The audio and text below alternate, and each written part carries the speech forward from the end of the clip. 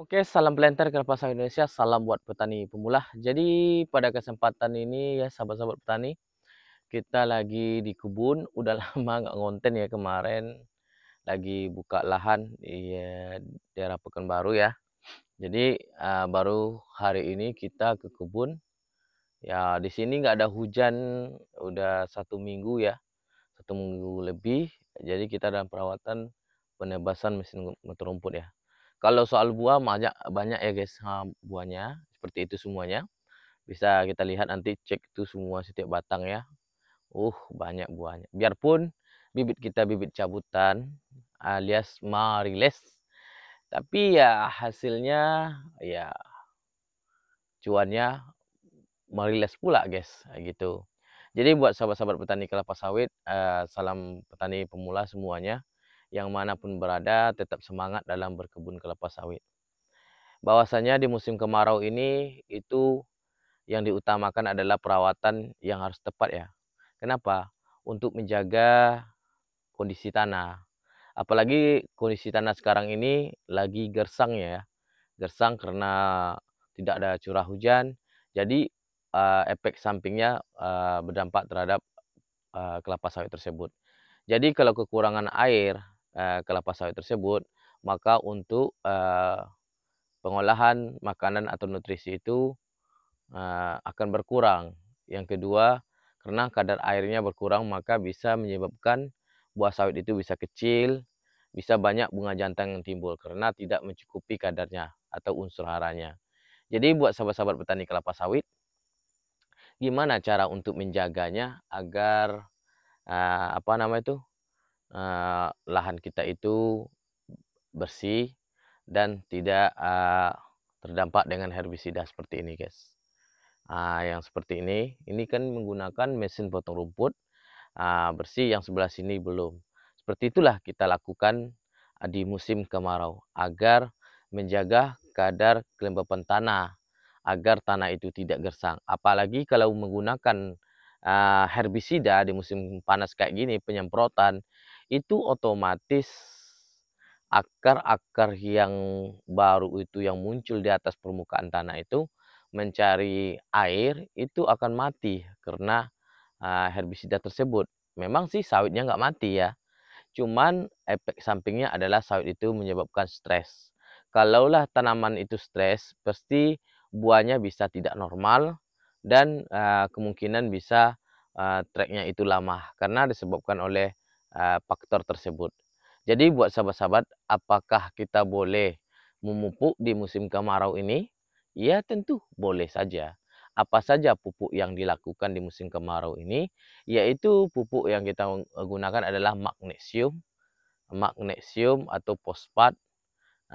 Jadi kalau untuk pemupukan KCL atau NPK atau yang lainnya itu biasanya kita gunakan bisa.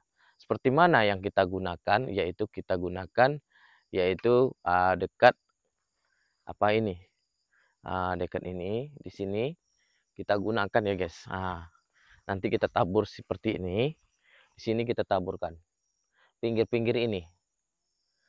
Kita taburkan. Jadi agar di situ pinggir situ itu biasanya kondisi airnya atau kelembapannya masih bagus ya, apalagi rumput itu kena tetesan embun. Jadi buat sahabat-sahabat, makanya pentingnya kita dalam berkebun kelapa sawit itu untuk menjaga dari kondisi lahan kita agar nanti ke depannya produksinya meningkat ya. Ini kalau soal buah banyak ya sahabat, bukan adik petani bohong dalam bikin konten ini, itu kalau yang itu tadi itu buah baru di atas banyak tuh besar. Jadi buat sahabat-sahabat petani kelapa sawit, kenapa adik petani itu yang pertama itu adalah menjaga perawatannya yang tepat. Ini mau di browning juga nanti pakai Songgo 1 semuanya, itu di browning agar pada musim kemarau ini jangan terlalu banyak penyerapan kadar airnya agar sawit itu fresh, segar selalu.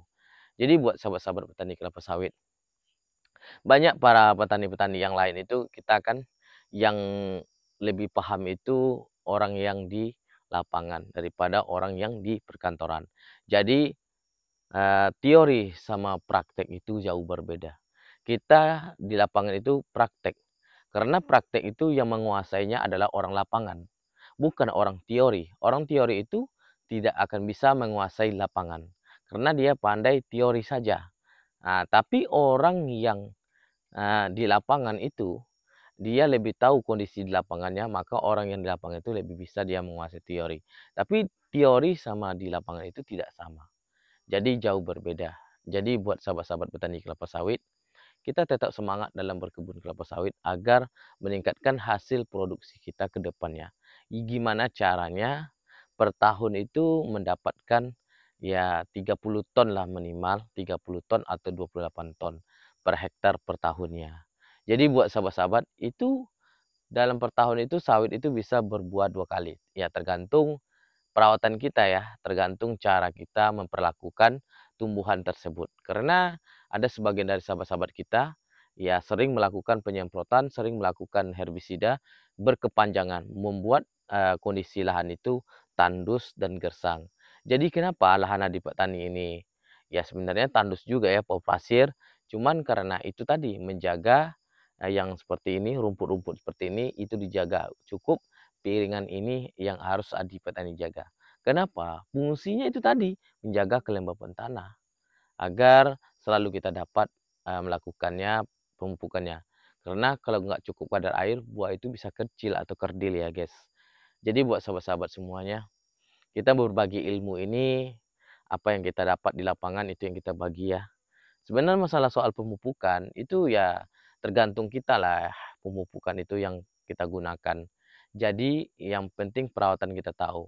Ada juga nanti yang di browning seperti itu, dilakukan seperti itu browningnya ya, itu nanti gunakan Songgo 1 itu tidak bagus. Karena nanti bisa menyebabkan batang kecil, bisa menyebabkan buah kecil, tapi itu semua tahayul. Tidak ada terbukti seperti itu. Kalau yang terbukti seperti itu karena perawatan mereka tidak tepat, tidak tahu cara perawatan yang betul dan maksimal. Kita bukan menggurui, karena kita adalah orang lapangan. Kita melakukan di lapangan selalu melakukan tindak-tindakan. Yang jelas kita uji coba terus. Ini terbukti hal-hal seperti itu. Jadi buat sahabat-sahabat petani kelapa sawit, mudah-mudahan apa yang kita sampaikan ini bermanfaat ilmunya dan ini adalah sebagai motivasi bagi kita menggunakan bibit cabutan ini tetap untung. Bagi yang paham, bagi yang tahu caranya, oke? Salam Planted Indonesia, salam buat petani pemula, oke?